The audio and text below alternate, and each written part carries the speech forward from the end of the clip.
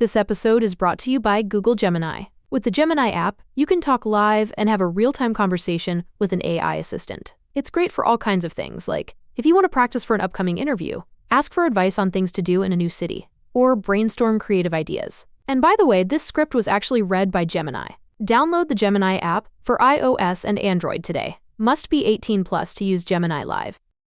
When you share your food, you share your heart. So what's on your table this holiday season? Save on your festive feast at Kroger with delicious deals on all the holiday classics. Or wow the crowd with something new, like a quinoa stuffed butternut squash. It's sure to add a pop of color to your spread. How about a sweet potato casserole with a crunchy oat streusel topping, made with care for the sweet tooth and the savory tooth? With Kroger, fill your table with love and watch as your guests' hearts get as full as their bellies. Kroger, fresh for everyone. Hello, everybody. This is the Somewhere on Earth podcast for Tuesday, the 31st of December, the last of 2024. We're here in London at the All Is Joy Studios. We love coming here. We're right here in central London in Soho, and it's very fabulous.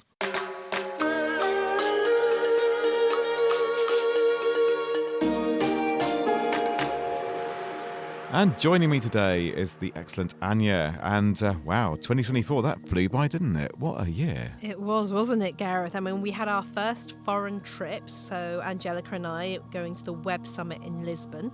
We've had some specials too. So going back to Duchesne UK, White and Case, and of course an extended programme with Jimmy Wales. Oh yeah, White and Case. That was the one at the legal firm, wasn't it? It was. So all very we talked posh. about vertical farming and all that. Yeah, you did. Yes, and very posh as well, we should say.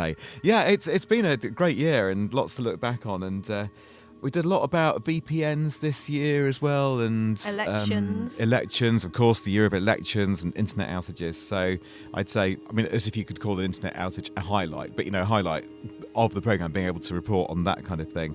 And yeah, that Braille pen as well, I remember as well. From you like that one? You like the I Braille? did like that. It was, obviously, it was pen. brilliant what it was doing, and a really good bit of technology as well, just in an engineering context. So we could go on, and we will. So let's do it.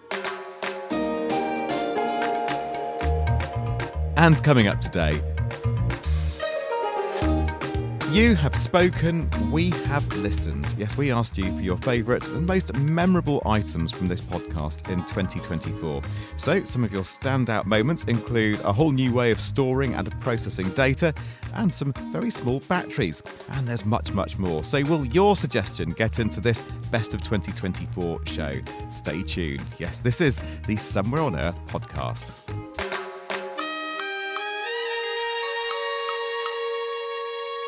First up then, listener Sabine van der Linden, thank you very much, Sabine, on LinkedIn, says, or suggests the Wikipedia discussion with Jimmy Wales. And Sabine says it offered valuable insights into digital knowledge democratization. And we think that's a good call. And we had a feeling that our interview with the Wikipedia co-founder would get picked. So we'll give you a quick playback of some of that interview. And the chat began by discussing one of Jimmy Wales's latest ventures, the community-moderated platform Trust Cafe. Trust Cafe is a pilot project at trustcafe.io. And the idea is to take everything I've learned from the world of Wikipedia and of fandom and think about how to reimagine what a social network could be like with a model where the community is actually in control. So the idea is the most trusted members of the community have the ability to rate things up and down, but it isn't based on sheer numbers. It's based on being trusted in the community. And the idea is that the algorithms will promote content from trusted members rather than just whoever gets the most eyeballs and most attention. The idea is to say, look, in most social networks, there's a real incentive to make inflammatory comments, to get into big, huge debates, because that's what gets you attention. Let's change the algorithm so that there's an incentive to post thoughtful, intriguing replies and comments. So it's still, it's a little pilot project. We've got 2 developers, and we're constantly tweaking the software and improving and learning and thinking and talking to our community. But hopefully in a few years' time, it'll turn into something really interesting. In the meantime, I'm enjoying it, so that's all that really matters. That's important. How do people gain trust then? Well, it's pretty old-fashioned, really. In our community, it starts in a top-down way, sort of algorithm. This is the sound of your ride home with Dad after he caught you vaping.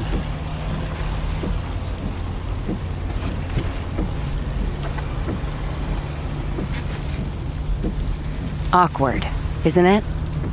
Most vapes contain seriously addictive levels of nicotine and disappointment. Know the real cost of vapes. Brought to you by the FDA. I see people in the community who I think are smart and kind and boost their trust rating, and they can boost other people's trust rating. And the way you get trust from other people is it's very human. It's post things that are sensible. Don't pick fights for no reason. Don't quote low-quality sources, things like that. Everybody understands this concept. It's just that social media has traditionally ignored the whole concept, and they optimize for engagement and time on site and number of ad views and so forth. So it's a different approach that I hope leads to a different result. And Glenn, you've been dipping in, haven't you? I have, yes. Literally just this last week. But very interested. And I was very interested to see, and was just engaged in how I conceive as various elements of it that you've chosen from different places, different things, put into one platform. And that one platform, it's nice to have those all together in one place, yeah. So I will be playing into it. But what I'm very interested in is actually looking at this kind of emergence of networks, which, obviously has been in the pipeline virtually for many years now, since the early 90s, late 80s. And I was wondering what you can see out there in terms of those emergent dynamic networks and ecosystems that you've been involved in so long, knowledge sharing communities, which have participation, which have collaborative participation in them. So is the Trust Cafe really like a culmination of your experience on that to try and get us to this next level? One of the things I've always believed is what I call community design, which is a combination of sort of rules in the community, but also the software that supports those rules. So one of the reasons that Wikipedia works as well as it does is the actual design of the software, the ability if somebody comes in and does something harmful, anyone can go in and revert it. And then the community elects administrators. So now we're back to rules and so forth, and they can block people and so on. And so it's a whole complicated system that has evolved over time to sort of achieve a certain objective. And, my belief with Trust Cafe is that we can take that kind of idea of say, let's design the software and the rules, and at every moment think about quality. Think about how are we going to promote quality discourse, how are we going to promote interesting people. And, you can't completely ignore some of the traditional metrics. So if you say, oh, well, we don't care anything about engagement, well, people have to like the site, right? So if people come back and use the site again and again, that tells you something positive or something negative sometimes if it's just like super addictive like TikTok maybe. But you want to also think about that and say, oh, I created the perfect social network. No one ever gets in a fight because no one ever uses it. And there's no toxic content because nobody's posting anything. So you've got to think about popularity.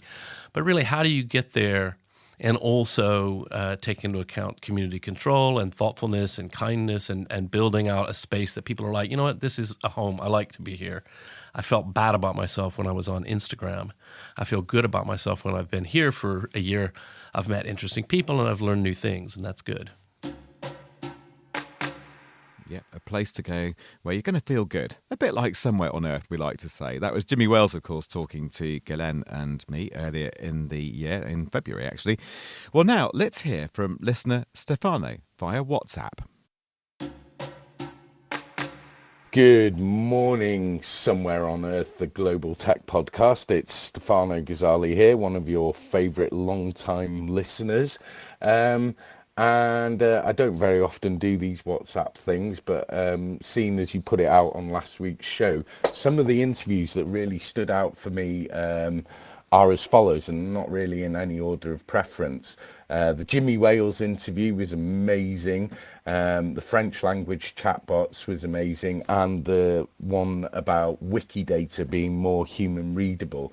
And of course, all the bits about OpenAI and the drama that was going on there through this year. Having keen interests in ASR, TTS, MT and LLMs, and the whole world of generative AI, those are the topics that I have the most interest in. But really, everything on your show is fantastic, and it opens up loads of different avenues for possible research. So please keep them coming, and I look forward to another year of SOEP. Bye for now. Oh, thanks, Stefano. That really means a lot. We will keep those programmes coming. Some great suggestions there too. So we've had that bit of Jimmy Wales, so we've managed to grant your wish there, Stefano. And Stefano also mentioned the unreliable French language chatbot issue. In fact, that item also had the most downloads since we joined the Evergreen platform. So it definitely qualifies for this Best of 2024 edition. So let's have a little recap. Now, French is one of the fastest growing languages in the world. It's the official language in 27 countries. But French language AI chatbots, well, they're kind of not doing very well. They give the wrong answer a quarter of the time. And that's a problem given the rising popularity of such bots and, of course, the prominence of the French language. Ania spoke to China Labe of the anti-misinformation news organisation NewsGuard. Basically, what we found is that the chatbots in French language fail to provide accurate information in about a quarter of the time, in 25 approximately % of the time. What does that mean? That means that they either provide misinformation, so they will repeat a false narrative with authority, or they will basically not respond to the question and fail to provide any kind of information. We decided to describe as fail rate non-response plus misinformation. Why? Because we think that when a chatbot is not providing information at all, if it's saying, well, I can't respond to that question because of my, my knowledge cutoff, or, well, I can't address that because I'm not allowed to talk about politics, that doesn't really help you, does it? And actually, it can really contribute to the problem, because if a user wants to search for an information about a very sensitive topic and is just told that, well, the chatbot can't help him with that, that really won't solve the problem at all. So that's what we found. Now, 25% of the time is a lot. In terms of misinformation per se, the 10 leading chatbots repeated misinformation 13% of the time. I think some people might consider that that's not a lot, but basically take the analogy of a box of aspirins. You wouldn't want 13 out of 100 pills to be poisoned, would you?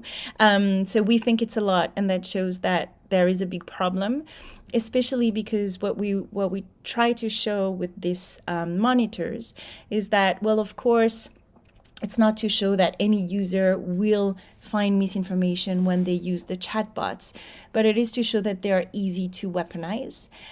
And what is worrying in that report, specifically in French, but actually we're seeing the same trend in English, so we'll have to see if it's the same in other languages. But basically, what we find is that chatbots are particularly vulnerable to spreading misinformation when they're asked basically to produce misinformation. So we're putting ourselves in the shoes of a misinformation provider. Imagine a propagandist of the Kremlin, or a propagandist of any foreign country that you might think of. You mentioned the figure 25% of the time there's misinformation of some sort, either by lack of it or something that's being repeated that's fundamentally wrong. But some chatbots were really bad, weren't they? What was the worst case you found? So the worst performing chatbot in French had a fail rate of 66%, wow, which is huge. And when it comes to just repeating false information, so spreading a false claim. One of the chatbots did it 40% of the time. So I think if we're looking, yes, at the overall number, 25% of fail rate and 13% repeating misinformation, some people might, brush it aside and say, well, that's not that huge of a problem. First, I think that's wrong because, if you take the drug analogy, you don't want chatbots to contribute to our misinformation problem, which is already huge. But then some of those chatbots are doing worse than others. And I think what we should realize is that it is possible to put guardrails. It is possible to do better. First, because we're seeing inconsistencies between the chatbots. We're seeing inconsistencies between languages. So some are doing better in French than in English. And why is that? We don't really know. Probably have they put more guardrails? We don't really know. That was Shina Labe talking to Ania. And has that story progressed then since we ran that? Well, at the moment, NewsGuard hopes to do another survey of French language chatbots in February because they've got a big AI conference coming up in France. And also, not yet at the moment, but the plans are to do other languages too. All right. Thank you, Ania.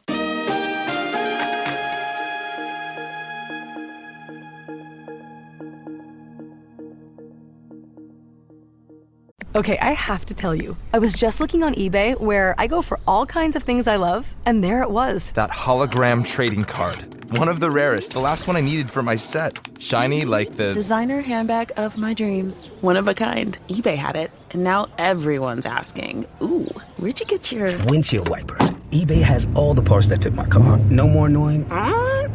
just beautiful... Whatever you love, find it on eBay. eBay. Things people love. Hey, I'm Ryan Reynolds. Recently, I asked Mint Mobile's legal team if big wireless companies are allowed to raise prices due to inflation. They said yes. And then when I asked if raising prices technically violates those onerous 2-year contracts, they said, what the f*** are you talking about, you insane Hollywood ass f- So to recap, we're cutting the price of Mint Unlimited from $30 a month to just $15 a month. Give it a try at mintmobile.com/switch. $45 up front for 3 months plus taxes and fees. Promo rate for new customers for limited time. Unlimited more than 40 gigabytes per month. Slows full terms at mintmobile.com. Make this summer count with Harvard Summer School. With Harvard's free college programs, high school students gain confidence and insight into what college is all about, challenge themselves, and discover new friends. There are over 200 courses to choose from, including college credit courses. So it's the ideal way for students to learn something new, but most importantly, have fun. Visit info.summer.harvard.edu/Spotify to learn more. I think it's only fair, as you being the producer, you can have producer's prerogative here. Do you have a favourite from the year just gone? It took a while, but I think it's the DNA storage and compute engine that we did. Oh, you got right into that, didn't you? When are you saying this is like the most important bit of science this year? And I was really amazed by it. Probably because I actually managed to read the paper from page 1 to 17. I can't remember how many there were. It felt like that. It was hard going, but I think I got there in the end. Spoke to 2 lovely researchers who did all of this. And yeah, I think it was just amazing. This whole concept that we move from a binary system and we just use the letters on the base pairs of DNA instead to store the data. It's a pitch. Why stick with binary when you can have quaternary? Indeed. Indeed. That could be the slogan. Okay. So DNA is a natural information store, isn't it? So, we can actually use it to store other data, not only our genetic instructions. So just to remind you, if you stretch the DNA in one cell of your body all the way out, it would be about 2 meters long. And all the DNA in your cells put together would be about twice the diameter of the solar system, right? Wow. So therefore, there has to be some clever packaging. So to get these 2+ meters into a single cell, the DNA coils and it folds and it coils and it folds and it coils and it folds times whatever it's on itself, and then wraps itself around protein balls. These are called histones. And so again, it's compacted once more. This new structure is called chromatin. A piece of DNA that is 1 meter long becomes a string of beads of chromatin that is now just 14 centimeters long. So you've already had a real compression there, but that is still not big enough to put inside your cell. So even more folding and coiling happens until eventually the chromosomes that people probably recognize are formed, and we have 23 pairs in each of our cells. So that's the basis of it. They think they can probably store all the world's DNA on just a few all the world's data on just a few cubic centimeters of DNA, because it just folds and folds and folds and folds. Now, there are complex ways of reading the data. It'll uncoil in part. Enzymes are formed through transcription and translation processes, and this can all be stored with non-DNA data as well. So you just have to unravel the little bit you'd want. Oh. And then ravel it back up. I see. So read off what you want, scrunch it back up again. Exactly. You could put 1,000 laptops worth of data into DNA-based storage. That's the same size of a pencil eraser. This is doing my head in. It's the whole thing. It's just like I was checking these facts again and again and going back to my notes. And anyway, so the researchers, what they've done is they've demonstrated that the new data storage and computing technology, they're calling it primordial DNA store and compute engine. It's capable of solving simple Sudoku and chess problems. Well, can we hear a little clip then? We have got a one little of the clip. researchers involved. We have a clip. Albert Kyung is one of the researchers. This is what he told us. So DNA is ACTs and Gs, and I like to, tell my students that the human genome is 3 billion ACTs and Gs, and if you convert the ACT and G into zeros and ones, so for example, A is a 00 and a T could be a 01, then you can essentially think about convert your genome into an amount of digital information, and that equals about 1 gigabyte. So the human genome is about a gigabyte of data, about like a CD-ROM or a DVD.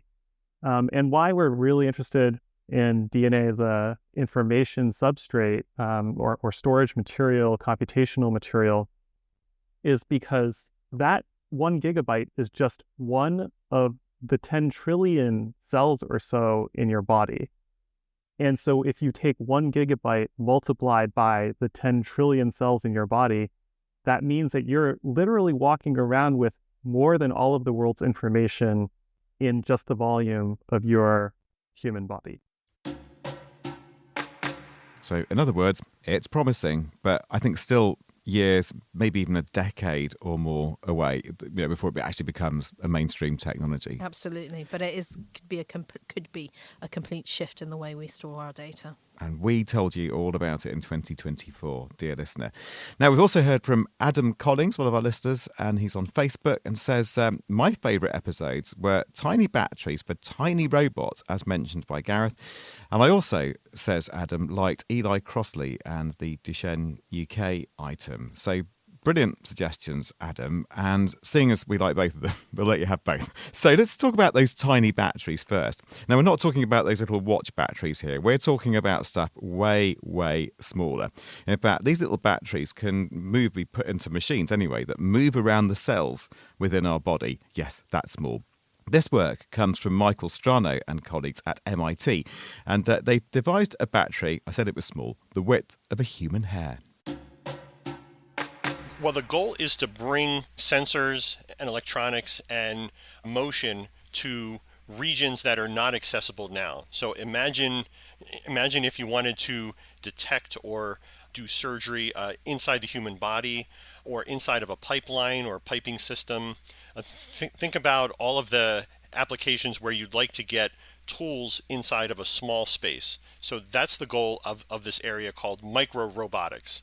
Because the way I often think about these kinds of very small robots is that they take energy from the environment. They're so small that they can, for instance, just take a little bit of heat energy or something like that, and that'll be enough to power them. So why are you going to the trouble of developing a whole, I nearly said whole big battery, but a whole battery? It's a misconception that you can make a robot very small and just take power the same way you can with a children's toy.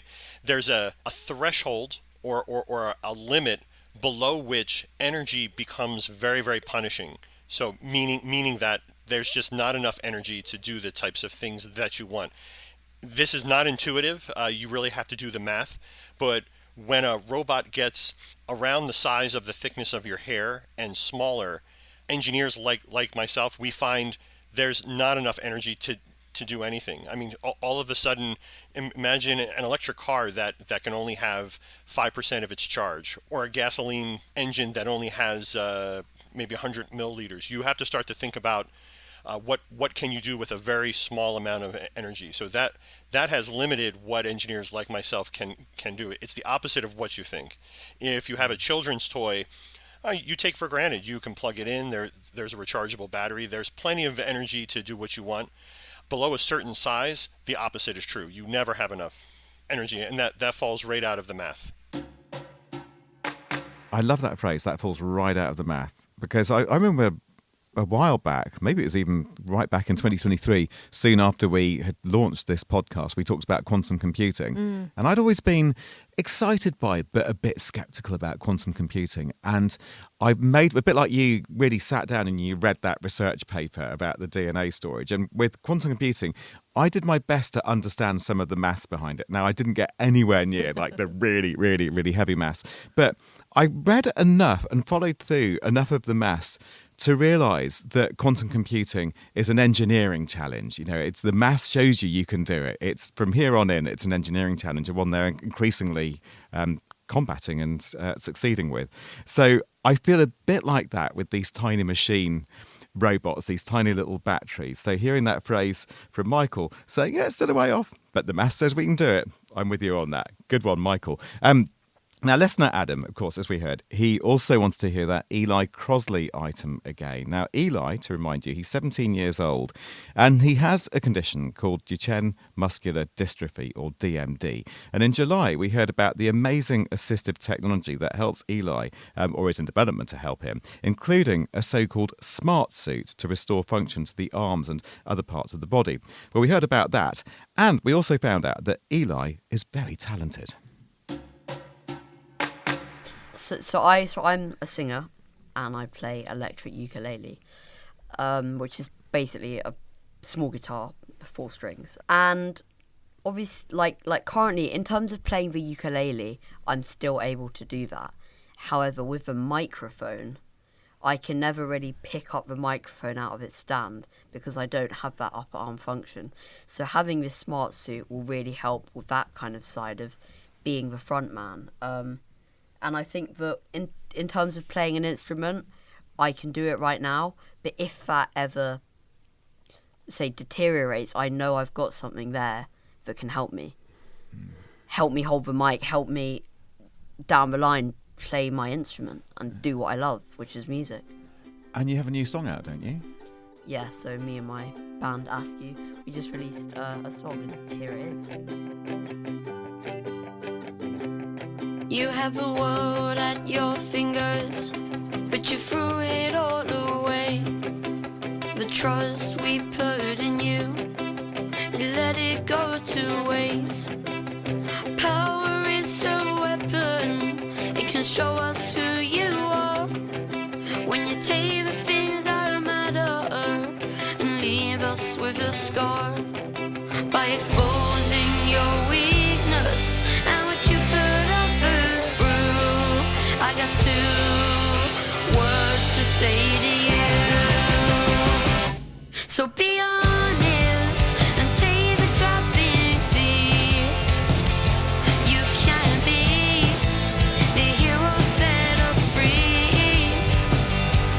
So be honest. There you go. That's a little bit of Will's song from the band Ask You. And an excellent song it is. And I tell you what, I recommend the Ask You track Bellamore too. It's on Spotify. I've been listening to it just in the last few days. So there we are. The band are Ask You. Quick reminder there. And let's in fact have a little bit more from that item with Eli Crosley, because we also spoke to his mother, Emily Rubin. She's founded a charity to work on technology to help improve Eli's life and the lives of others who have Duchenne muscular dystrophy. The charity's now been going for over a decade. Yeah, I mean, if you told me 12 years ago that we would have achieved everything we have done, I wouldn't have believed you. But, you know, I suppose I have a really strong sense of justice and injustice. And I just felt as though, because Duchenne's a rare disease, it's often overlooked, and that just felt unjust to me. And in the technology space, you know, I just have a real rage inside me about the injustice of it. You know, we got the delivery of a new car last week, and it was nice. We enjoyed having the car. It didn't have wires sticking out of it. It didn't have nuts and bolts sticking out of it. It didn't have nails sticking out of it. But when you look at Eli's wheelchair, there are wires hanging off. There's a big nail that just stops short of his thigh. You know, it's... So it's really crude technology. Yeah, so that's your point. And it makes me then. angry. Yeah, so the big technology companies, because obviously they have massive markets in the kind like making cars or games consoles or what have you, they're all beautifully, slickly designed. And I guess what you're saying is not everybody and not many technology companies, not enough of them, maybe not any of them, are really thinking about the kind of needs that we're up against here. And if only they did, we could change the world. It would make a real difference. Well, it was such a fascinating and, at times, moving discussion. And if you've not heard the whole thing, then do scroll back through our editions. All of the back catalogue is on somewhereonearth.co. And I'm doing a little happy dance as I say our back catalogue, because I think we can actually say that now, Anya. We've done sort of 69-ish editions or something. We're proper back catalogue. That's a back catalogue, I think. Definitely. Not quite the Beatles, but, you know, we're working on it. And in fact, we'll finish this section and indeed this 2024 playback edition with a final clip from Eli Crosley himself. He told us what it's like to live with a condition that will reduce his life expectancy. I think also, obviously, like from my side, being told that you have a reduced life expectancy, all these things, possibly being told that some stuff is too late. I mean, yeah, I don't know how to describe it to people who don't feel this, but it's terrifying. Terrifying knowing that I won't be able to live as long as lots of people. However, I've really come to the realisation that the only thing I'm afraid of is not achieving what I want to do in my lifetime. And I want to leave this world knowing that I've done everything that I wanted to do and accomplished lots of things. And playing Glastonbury already, playing South by Southwest, already a lot's happened, and I just want to achieve everything I can. And who knows, I might die of a drug addiction when I'm 26, like your average rock star. But I just want to I want to get out there, I want to make music, I want to inspire people, I want to do all these things, and I want to, I'm not afraid of dying. I just want to do everything that I feel I need to complete in my life. And he's certainly doing that. Amazing guy, Eli Crosley, speaking to us actually around this very table, because we recorded that section here at the All Is Joy studios in Soho in central London, which rather beautifully wraps up the programme. So there we are. I've given the production credit for the studio. And we have Eon doing sound for us today. Thanks very much, Eon. The producer, editor, and just about everything else, and guest today, Ania Lichtarowicz, a guest on your own podcast, Anya, is Ania Lichtarowicz, our production manager, sitting here around the table as well, which is jolly nice. Here's Liz Tuohy, and I'm Gareth Mitchell. Happy nearly new year, everybody, and we'll see you in 2025. Bye-bye.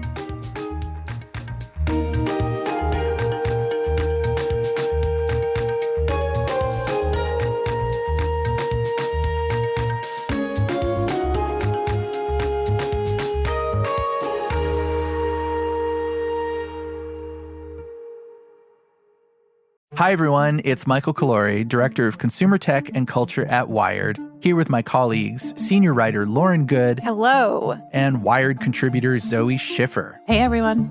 We're here to tell you about our new podcast, Uncanny Valley, a show about the people, power, and influence of Silicon Valley. Every week, we get together to talk about how technology and culture from the Valley is influencing our everyday lives. We dig into questions like, will we ever get our privacy back? Is OpenAI for real? And how are Silicon Valley billionaires impacting U.S. elections? The first episode of Uncanny Valley comes out on October 31st. Listen wherever you get your podcasts.